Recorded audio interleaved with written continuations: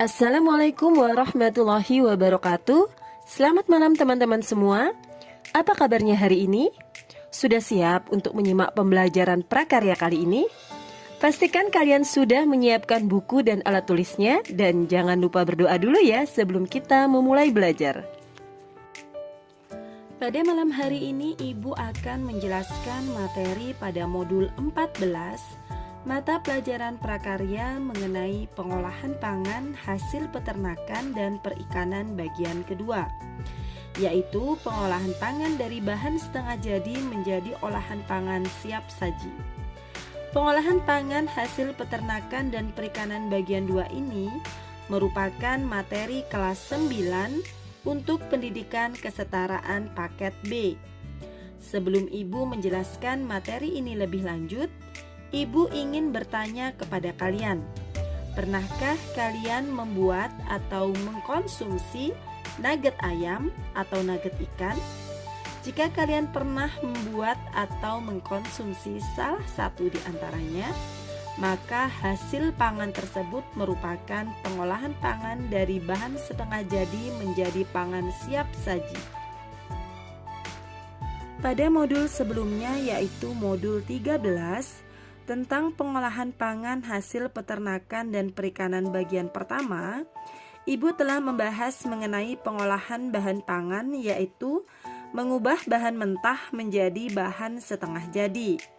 Nah, pada modul 14 ini Ibu akan membahas kelanjutannya, yaitu pengolahan bahan pangan setengah jadi menjadi makanan siap saji. Apa sih itu bahan pangan setengah jadi? Bahan pangan setengah jadi merupakan bahan pangan dengan proses pengawetan, baik pengawetan secara kimia, fisik, ataupun mikrobiologi, menjadi aneka ragam olahan pangan setengah jadi, yang selanjutnya digunakan sebagai bahan baku pangan. Bahan pangan setengah jadi ini memiliki nilai ekonomi yang jauh lebih tinggi dibandingkan dengan bahan segar atau mentah, maupun bahan pangan jadi. Mengapa? Ya, karena dapat memiliki umur simpan yang jauh lebih panjang. Nah, apakah itu makanan siap saji? Makanan siap saji adalah makanan yang sudah siap dihidangkan atau sudah siap untuk dikonsumsi secara langsung. Berikut ini adalah beberapa produk dari bahan baku pangan setengah jadi dari hasil peternakan. Yang pertama adalah abon. Abon adalah suatu jenis produk peternakan di mana daging yang diolah di dalam bentuk khas atau serat yang diawetkan dengan cara pengeringan. Jadi teman-teman, abon itu bentuknya adalah berupa serat-serat. Bisa kalian lihat di gambar ya, contoh abon. Nah, daging yang digunakan dalam pembuatan abon itu biasanya berasal dari daging ayam atau daging sapi yang sudah difilet terlebih dahulu. Kemudian, daging beku filet ayam atau sapi tersebut sebaiknya disimpan beberapa saat di suhu ruang sampai tidak membeku. Kemudian direbus sampai dagingnya lunak. Kemudian dicampur dengan bumbu-bumbu dan digoreng hingga kering. Setelah kering, tiriskan kemudian dipres untuk menghilangkan minyak-minyaknya. Jadi kondisi abon itu benar-benar kering, tidak ada air, tidak mengandung air maupun minyak. Sehingga abon dapat disimpan di tempat yang kering dengan daya simpan yang cukup lama, yaitu 2-3 bulan. Yang kedua adalah dendeng. Dendeng merupakan produk pangan setengah jadi yang terbuat dari daging sapi yang dipotong tipis kemudian dilumuri dengan bumbu. Setelah dilumuri dengan bumbu, kemudian dendeng dikeringkan di bawah sinar matahari sampai menjadi kering. Proses pengeringan dendeng ini adalah salah satu cara untuk mengurangi kandungan air di dalamnya tanpa merusak jaringan dan kandungan nilai gizinya. Dendeng dapat dinikmati setelah melalui proses penggorengan terlebih dahulu.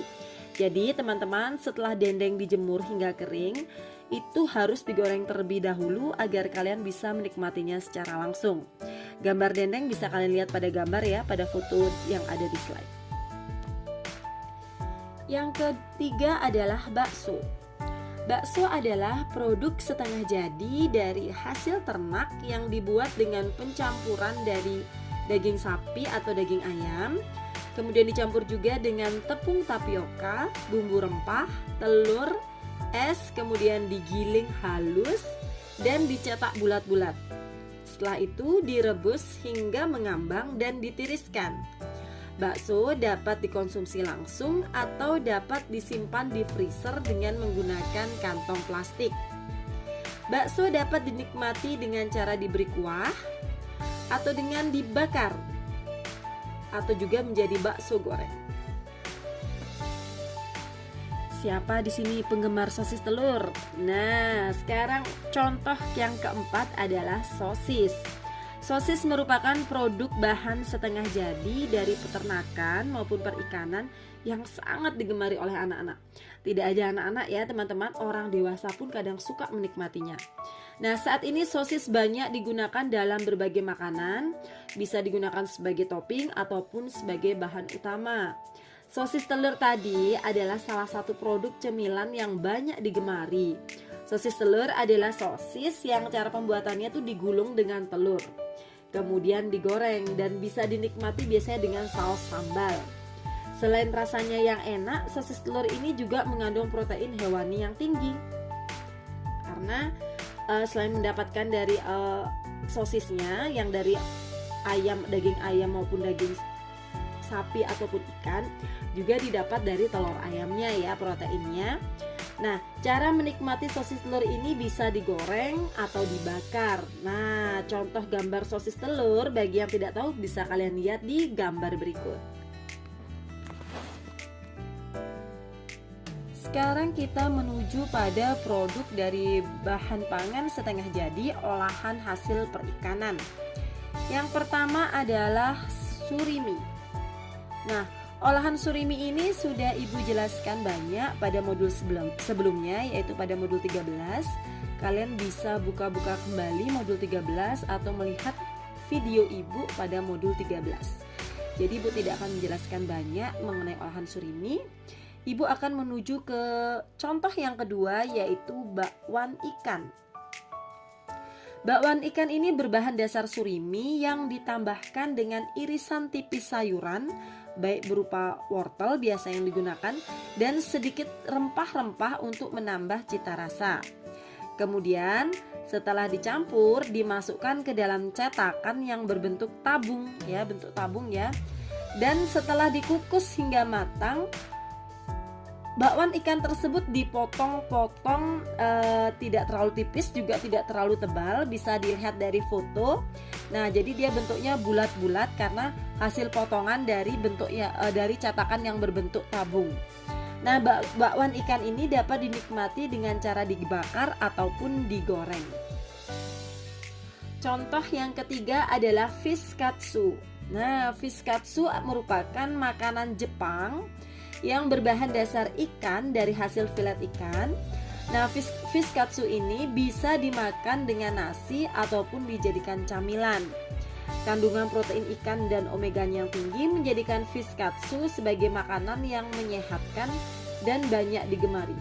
Proses pembuatannya mudah dan rasanya juga enak sehingga membuat fish katsu dikenal oleh masyarakat.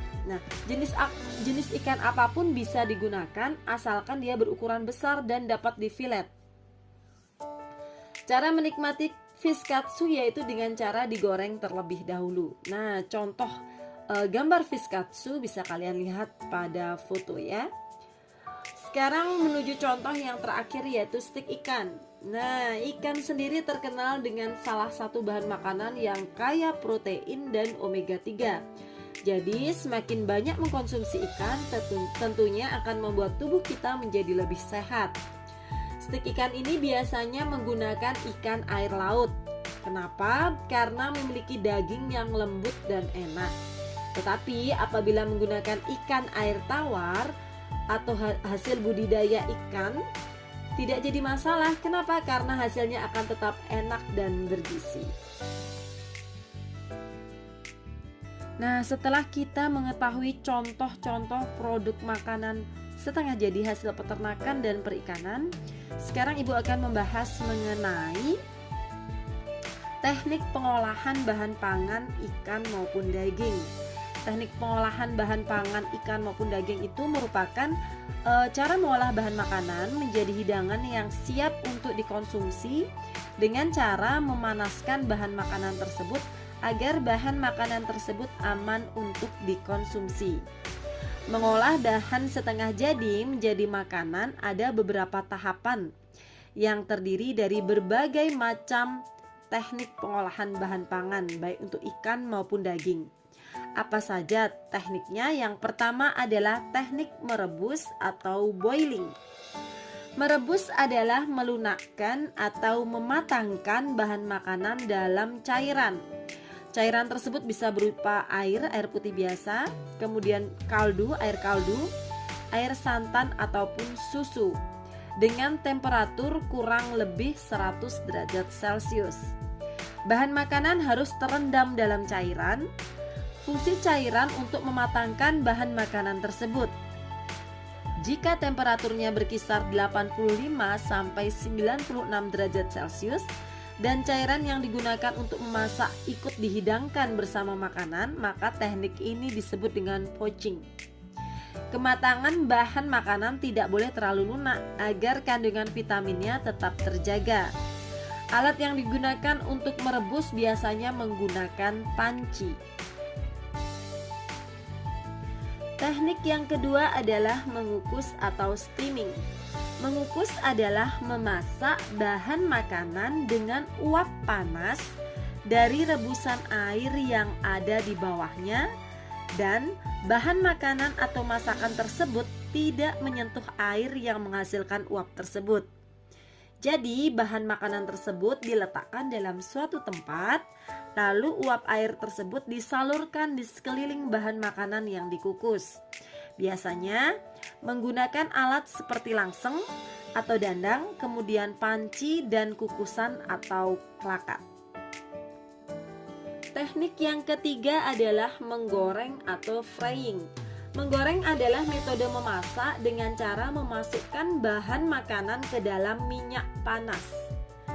Metode menggoreng ini atau frying ini ada dua macam. Yang pertama adalah menggoreng yang dilakukan dengan minyak goreng yang banyak yang disebut dengan deep frying, ataupun menggoreng yang dilakukan dengan minyak yang sedikit yang disebut dengan pan frying atau shallow frying.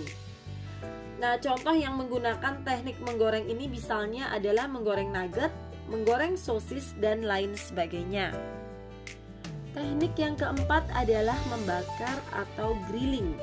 Membakar adalah metode memasak bahan makanan dengan cara dibakar langsung di atas bara api.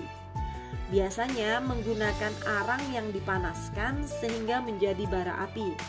Teknik ini biasanya dilakukan di ruangan yang terbuka dengan sumber panas yang datang dari bawah alat yang disebut dengan grill. Teknik yang kelima adalah memanggang atau baking. Memanggang adalah metode memasak bahan makanan dengan menggunakan udara yang dipanaskan, sehingga bahan yang dimasak mendapatkan panas yang stabil dari segala arah. Alat yang sering digunakan untuk memanggang berupa microwave dan oven. Sekarang Ibu akan menjelaskan sedikit mengenai tahap pengolahan pangan. Teman-teman, tahap pengolahan pangan itu terdiri dari 3. Yang pertama adalah perencanaan. Ini adalah tahap awal yang harus kita lakukan. Pada tahap perencanaan ini ada 2, yaitu identifikasi kebutuhan dan ide atau gagasan. Identifikasi kebutuhan di sini yang dimaksud adalah kita mau memasak makanan atau minuman apa yang sesuai dengan kebutuhan kita saat ini. Misalnya nih, yang sederhana saja, cuaca sedang panas-panasnya. Tentu kita membutuhkan makanan atau minuman yang bisa menyegarkan atau bisa melepaskan dahaga. Nah, setelah kita mengidentifikasi kebutuhan, kemudian muncullah kita harus mencari ide atau gagasannya. Nah, untuk yang menghilangkan dahaga misalnya apa ya? Nah, apakah membuat salad buah atau membuat es sirup misalnya seperti itu. Kemudian setelah kita muncul gagasannya ingin membuat apa, misalnya nih ingin membuat salad buah gitu ya, kita akan menuju pada tahap pengolahan pangan selanjutnya, yaitu pada tahap pelaksanaan atau pembuatan. Nah, dalam tahap pelaksanaan atau pembuatan ini pun terdiri dari 3 bagian. Yang pertama adalah persiapan bahan. Kalau ingin membuat salad buah, maka bahan apa saja sih yang dibutuhkan? Misalnya buah melon, apakah buah kiwi, buah anggur. Kemudian untuk sausnya bisa mayonaise, keju, susu dan lain sebagainya. Kemudian ketika bahan sudah, alat apa saja yang perlu dipersiapkan? Nah, untuk membuat salad buah maka diperlukan pisau dan talenan untuk mengupas buah maupun memotong-motong. Kemudian kita juga memerlukan parutan keju untuk memarut keju. Bisa juga menggunakan baskom untuk membuat sausnya. Nah, pada bagian yang ketiga adalah pada proses pembuatan. Nah, di situ kita akan membuat langkah-langkah dalam membuat salad buah. Misalnya nih, yang pertama mengupas buahnya, kemudian mencucinya dan memotong-motongnya. Kemudian membuat sausnya dengan cara memarut keju, kemudian dicampur mayones dan susu dan lain sebagainya.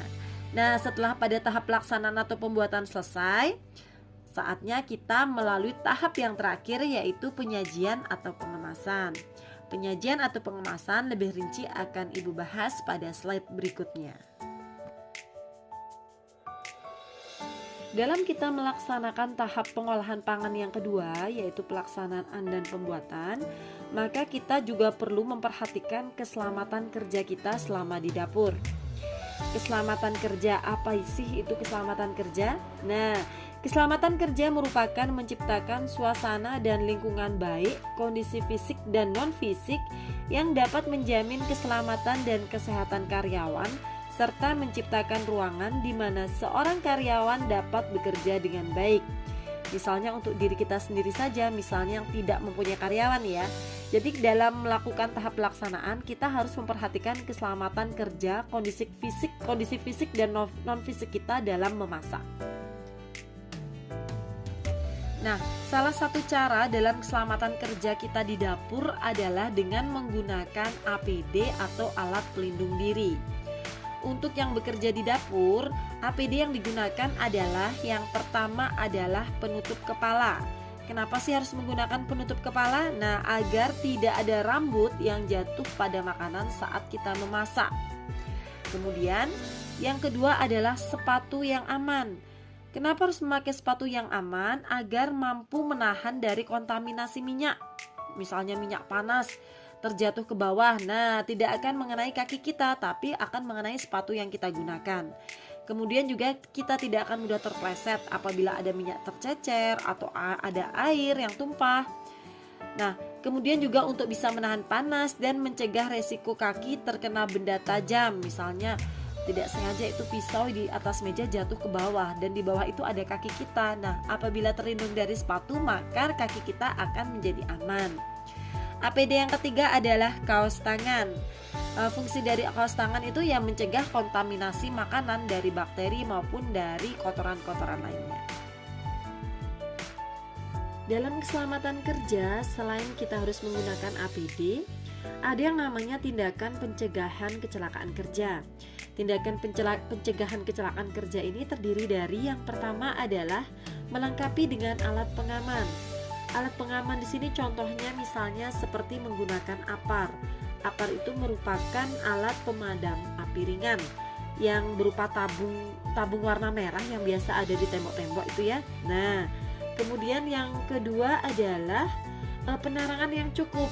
Jadi dalam memasak atau melakukan pekerjaan lain, penerangan yang digunakan harus cukup. Apabila dilakukan pada siang hari, lebih baik memang dilakukan di tempat yang dekat dengan jendela sehingga ada bantuan sinar matahari sebagai penerang. Apabila dilakukan pada malam hari, maka penerangan bisa berasal dari lampu yang cukup terang. Kemudian tindakan pencegahan yang ketiga adalah bebas dari barang yang licin. Jadi tidak ada minyak yang bercecer sebelumnya atau air-air yang berceceran sudah tidak ada. Jadi sudah bebas dari barang-barang yang licin. Nah, sekarang kita akan membahas apa sih sebenarnya tujuan dari keselamatan kerja tersebut. Tujuan dari keselamatan kerja tersebut ialah pertama adalah mencegah dan mengurangi kecelakaan. Kedua, mencegah, mengurangi dan memadamkan kebakaran. Ketiga, mencegah dan mengurangi bahaya peledakan. Yang keempat adalah memberikan kesempatan atau jalan menyelamatkan diri pada waktu kebakaran atau kejadian-kejadian lain yang berbahaya. Yang kelima adalah memberi pertolongan pada kecelakaan. Terakhir adalah memberi alat-alat perlindungan diri pada para pekerja. Dalam kecelakaan kerja sebenarnya banyak faktor yang mempengaruhi. Nah, di sini akan Ibu jelaskan sedikit mengenai faktor manusia sebagai penyebab kecelakaan kerja. Contohnya misalnya adalah kecerobohan, kemudian tidak mengikuti prosedur kerja, kemudian kurang perhatian, bersenda gurau di area kerja, karena kelelahan sehingga bekerja berlebihan atau melebihi kekuatan diri. Yang keenam adalah kurangnya pendidikan, kemudian kurangnya pengalaman, kemudian salah pengertian terhadap tugas, dan kurang terampil. Setelah tadi Ibu membahas sedikit mengenai keselamatan kerja, kita akan menuju pada tahap pengolahan pangan yang terakhir, yaitu pengemasan. Pengemasan adalah kegiatan memasukkan atau mewadahi produk ke dalam bahan kemas tertentu untuk tujuan mempertahankan mutu agar memiliki masa simpan yang lebih lama. Dengan pengemasan dapat mencegah atau mengurangi terjadinya kerusakan pada bahan yang dikemas. Teman-teman, perkembangan teknologi dan ilmu yang semakin canggih, maka kemasan juga semakin banyak ragam dan variasinya. Mulai dari bahan kertas, plastik, aluminium hingga bahan-bahan yang dilaminasi, sehingga tampilan dari produk yang kita ciptakan menjadi indah dan sangat menarik. Karakteristik dari berbagai bahan kemas bisa kalian lihat pada tabel berikut ini. Di sini Ibu membagi menjadi 3 jenis kemasan kemas. Yang pertama adalah kemasan kertas. Kemasan kertas memiliki karakteristik ialah yang pertama adalah tidak mudah robek, yang kedua tidak dapat untuk produk cair, ketiga tidak dapat dipanaskan, dan yang terakhir adalah lebih fleksibel. Kemudian kemasan logam atau aluminium memiliki karakteristik sebagai berikut. Bentuknya tetap. Yang kedua adalah ringan. Tiga, dapat dipanaskan. Yang keempat adalah bisa melalui proses massal baik bahan padat maupun cair. Kelima, tidak transparan. Keenam, dapat bermigrasi ke dalam makanan yang dikemas. Dan yang terakhir adalah non-biodegradable. Nah, apa sih itu non-biodegradable itu? Yaitu sampah yang tidak bisa diuraikan oleh proses biologi. Jadi bahan kemas logam atau aluminium ini nantinya bahan kemas yang setelah tidak digunakan itu tidak bisa diurai oleh proses biologi. Kemudian yang terakhir adalah kemasan plastik, memiliki karakteristik yang pertama adalah bentuknya fleksibel, kedua transparan, ketiga mudah pecah, keempat non-biodegradable, kelima ada yang tahan panas, dan yang terakhir adalah monomernya dapat mengkontaminasi produk. Sekarang kita menuju pada fungsi kemasan. Fungsi kemasan ada 5. Yang pertama adalah untuk menyimpan barang sedemikian rupa sehingga memudahkan dalam penanganan. Yang kedua adalah melindungi produk selama pemasaran dan penyimpanan. Yang ketiga adalah sebagai wadah atau tempat. Yang keempat adalah sebagai pelindung, dan yang terakhir adalah sebagai alat persaingan dalam pemasaran. Apakah semua bahan bisa digunakan sebagai bahan kemas? Tentu saja tidak semua bisa. Jadi bahan kemas tersebut memiliki persyaratan khusus agar bisa digunakan sebagai bahan kemasan. Apa saja persyaratannya? Yang pertama adalah bahan kemas tersebut tidak mengandung toksin atau racun. Yang kedua, harus sesuai dengan bahan yang dikemas. Yang ketiga, harus menjamin sanitasi dan syarat-syarat kemasan. Yang keempat, dapat mencegah pemalsuan. Kelima, memudahkan dalam membuka dan menutup. Yang keenam, kemudahan dan keamanan dalam mengeluarkan isi. Yang ketujuh, kemudahan pembuangan kemasan bekas. Yang kedelapan, ukuran, bentuk, dan berat harus sesuai. Kemudian tahan banting. Ke-10, penampilan dan pencetakannya pun harus mudah. Yang ke-11 ialah biaya yang digunakan harus lebih rendah. Nah, kemasan bisa diklasifikasikan menjadi 5 macam ya. Yang pertama adalah berdasarkan frekuensi pemakaian. Berdasarkan frekuensi pemakaian, maka dibedakan menjadi 3, yaitu kemasan sekali pakai atau disposable, yaitu kemasan yang langsung dibuang setelah dipakai. Contohnya, bungkus plastik untuk es, bungkus permen, dus minuman sari buah, dan lain sebagainya. Yang ketiga adalah kemasan yang dapat dipakai berulang kali atau multi-trip. Contohnya adalah botol minuman, botol kecap, botol sirup, dan lain sebagainya. Yang ketiga adalah kemasan atau wadah yang tidak dibuang atau dikembalikan oleh konsumen, tetapi digunakan untuk kepentingan lain konsumen. Contohnya adalah kaleng susu bisa digunakan untuk tempat gula di rumah dan juga lain sebagainya. Kemudian yang kedua adalah berdasarkan struktur sistem kemas. Berdasarkan struktur sistem kemas atau kontak produk dengan kemasan, maka dibedakan menjadi 3 juga. Yang pertama adalah kemasan primer.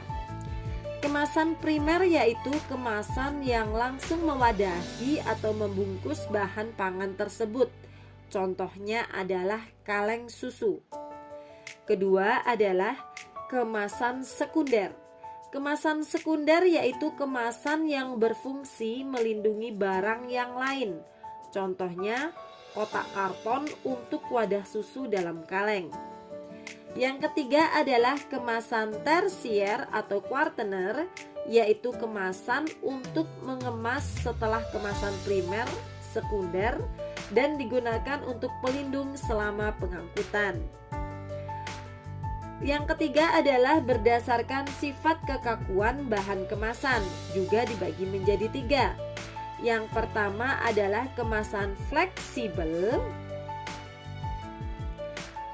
yaitu bahan kemasan yang mudah dilenturkan tanpa adanya retak atau patah. Kemudian yang kedua adalah kemasan kaku, yaitu bahan kemasan yang bersifat keras, kaku, dan tidak tahan benturan.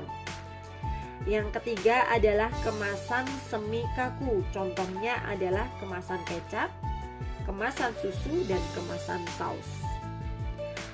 Yang keempat adalah berdasarkan sifat perlindungan terhadap lingkungan. Dibagi juga menjadi 3. Yang pertama adalah kemasan hermetis atau tahan uap dan gas. Kedua adalah kemasan yang tahan cahaya, yaitu wadah yang tidak bersifat transparan. Dan yang terakhir adalah kemasan tahan suhu tinggi.